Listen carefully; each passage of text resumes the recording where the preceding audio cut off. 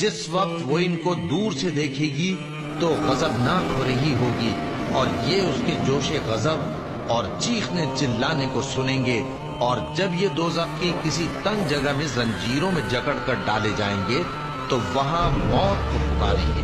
وہاں نہ ٹھنڈک کا مزہ چکھیں گے، نہ کچھ پینا نصیب ہوگا مگر کھولتا پانی اور بدبودار پی۔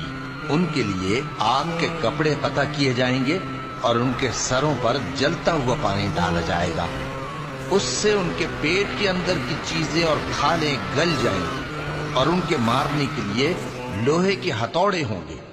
جب وہ چاہیں گے کہ اس رنج و تکلیف کی وجہ سے دوزخ سے نکل جائیں تو پھر اسی میں لوٹا دیے جائیں گے، اور کہا جائے گا کہ جلنے کے عذاب کا مزہ چکھتے رہو۔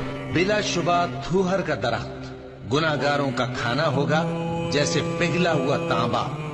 وہ تھوہر پیٹوں میں اس طرح کھولے گا جس طرح گرم پانی کھولتا ہے۔ حکم دیا جائے گا کہ اس کو پکڑ لو اور کھینچتے ہوئے دوزخ کے بیچوں بیچ لے جاؤ، پھر اس کے سر پر کھولتا ہوا پانی انڈیل دو کہ عذاب پر عذاب۔ یہ بدلہ ہے ان کے اعمال کے موافق۔